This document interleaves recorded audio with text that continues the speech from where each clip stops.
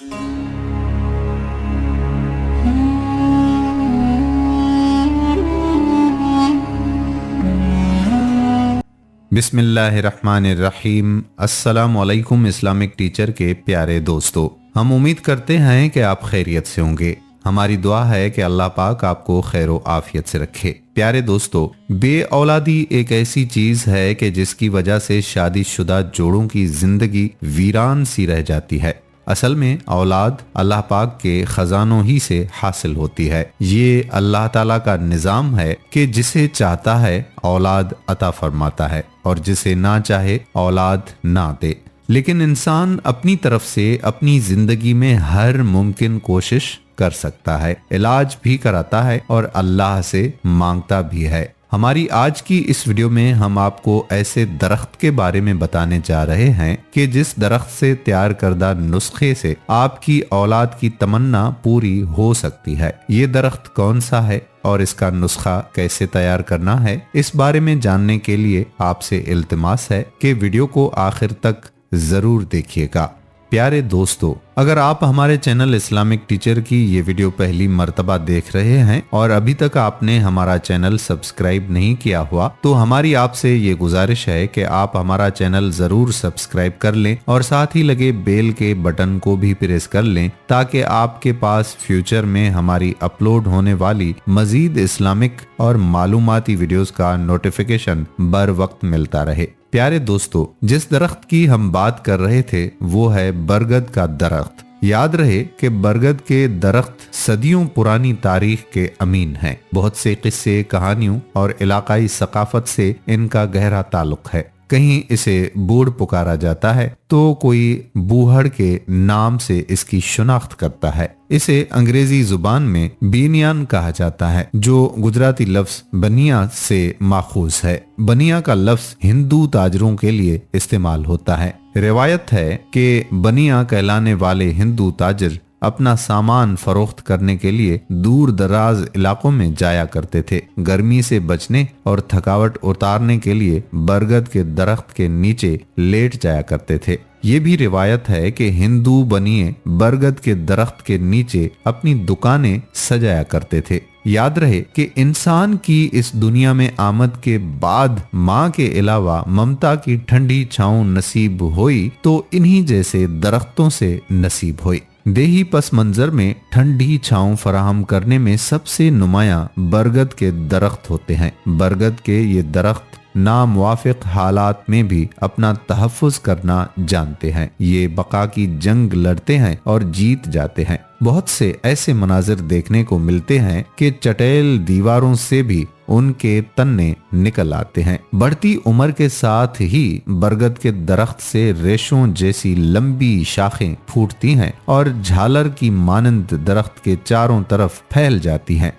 जिससे बरगद की सहरनाकी में इजाफा हो जाता है। वक्त के साथ ये शाखें तनावुर होकर जमीन में मिल जाती हैं और यूं एक नया बूहड़ का दरख्त वजूद में आ जाता है। ये जड़ें नए दरख्त को पैदा करने के अलावा इसे सहारा देने में भरपूर किरदार अदा करती हैं। बरगद से फूटती इन जड़ों को बच्चे बरगद की दाढ़ी कहकर पुकारा करते हैं। दोस्तों, बूहड़ जो कि एक घना सायेदार दरख्त होता है, इसके बारे में कहा जाता है कि इसकी उम्र 1000 साल से तजावुज कर जाती है। गुजरे जमाने में भारत और पाकिस्तान में ये दरख्त सड़कों और शाहराहों के किनारों पर आम था। श्रीलंका और नेपाल में भी बहुत था, मगर अब खत्म होता जा रहा है। इस पर तवज्जो देने की भी जरूरत है। वैसे तो इसे देहात का मरकजी दरख्त भी कहा जाता था, जिसके नीचे चौपालें लगाई जाती थीं, गप्पें होती थीं, किस्से, कहानियां, तालीम व तरबियत और फैसले सुनाए जाते थे। मगर ये सकाफत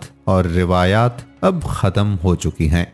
तो दोस्तों, हम बरगद की बात कर रहे थे। बरगद का दरख्त जब एक खास उम्र से बड़ा हो जाता है तो इसकी शाखों से रेशे झुककर जमीन में मिल जाते हैं और दरख्त की चौड़ाई ज्यादा हो जाती है। उस रेश बरगद की दाढ़ी जिसे कहा जाता है, बरगद के पत्तों या नरम शाखों से दूधिया रंग का गाढ़ा महलूल निकलता है, जिसे बरगद का दूध या शीरे बरगद कहा जाता है। ये जिस्म पर लग जाए तो स्याह निशान बनाता है। अगर थोड़ी देर हवा में रहे तो रबड़ की तरह जम जाता है। इसके पत्ते सब्ज, फल और रेशे बरगद सुर्खी माइल हो सकते हैं। फल सुर्ख हो तो माइल भी शीरनी होता है। देहाती पस मंजर से ताल्लुक रखने वाले लोग इसे खाने में कोई आर महसूस नहीं करते, क्योंकि इस फल को बायसे सेहत समझा जाता है, जबकि तिब्बी माहिरीन इस फल को मजरे सेहत समझते हैं। बरगद के दरख्त की छाल,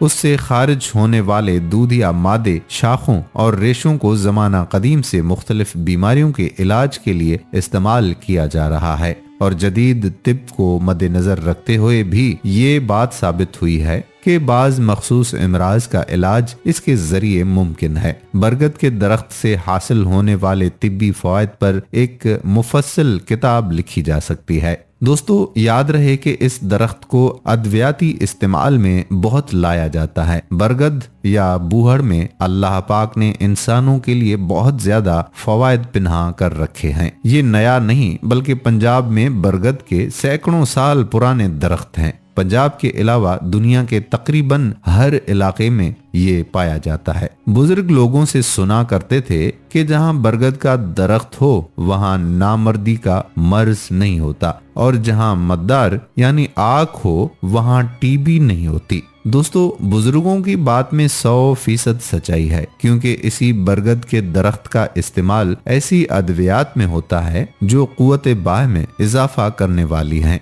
इसका दूध यानी शीरे बरगद और फल के कई अद्वियाती इस्तेमाल हैं जो कदीम चीनी और हिंदी तिब में मिलते हैं। इसके पत्तों को जलाकर जख्म पर लगाया जाता था। ये इस्तेमाल हिंदुस्तान और चीन के अलावा कदीम अमेरिका में भी था। शीरे बरगद को जिनसी कमजोरी के लिए मसलन सरात, इंजाल और मनी के कम गाढ़ा होने के इलाज के तौर पर कदीम जमाने से इस्तेमाल किया जाता है। बर्ग बरगद, रीश बरगद, कोंपल बरगद, छाल बरगद हर एक 200 ग्राम लेकर पानी 3 किलो में रात को भिगो दें। सुबह हल्की आंच पर जोश दें। जब पानी 1/3 रह जाए तो मल कर छान लें। दोबारा आग पर रख दें। जब मुजम्मिद होने के करीब हो जाए तो उतार कर उसमें असगंध, नागोरी, मोसली, जेनसिंग बीज, बंद तुखम, लाजवंती का सफूफ शामिल करके हब नहूदी तैयार करें।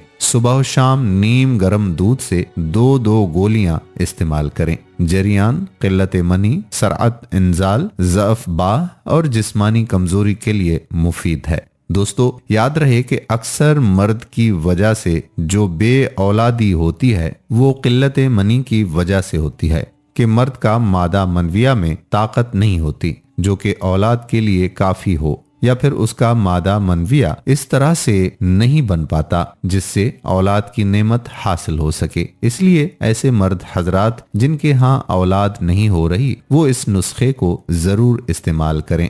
अल्लाह के फजल से और इस नुस्खे के इस्तेमाल से उनको जरूर औलाद की नेमत हासिल होगी। दोस्तों, ये तो एक नुस्खा है जिसको आपने तैयार करना है और इसको इस्तेमाल करना है, लेकिन आप ये जानकर हैरान हो जाएंगे कि एक हकीम साहब हैं, उन्होंने ये इंकशाफ किया है कि बूहड़ के दरख्त के नीचे सोने वाले हजरात भी कभी बे औलाद नहीं होते। ये इस दरख्त की तासीर है। इसलिए अगर बे औलाद हजरात को ऐसा कोई दरख्त मुयस्सर है तो वो उसके नीचे सोना शुरू कर दें और अल्लाह से दुआ मांगें। अल्लाह ताला उनको औलाद की नेमत से नवाज देगा। इसी तरह से उसी हकीम साहब का ये भी इंकशाफ है कि जो लोग बूहड़ के दरख्त के नीचे सोते हैं उनकी कमर कभी भी झुकती नहीं, चाहे वो कितनी ही ज्यादा उम्र क्यों ना पालें, लेकिन उनकी कमर नहीं झुकेगी। इसी तरह एक हकीम साहब का ये भी कहना है कि वो औरतें जिनको पुरानी लिकोरिया की बीमारी है